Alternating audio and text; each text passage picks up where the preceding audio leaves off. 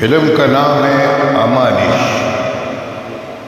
इसको फिल्म में गाया है किशोर कुमार ने।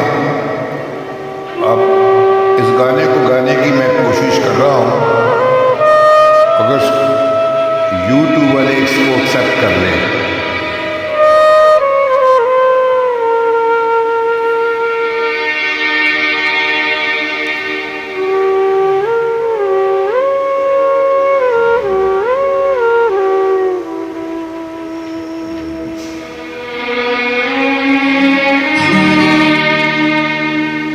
दिल ऐसा किसी ने मेरा तोड़ा, बर्बादी की तरफ ऐसा मोड़ा। दिल है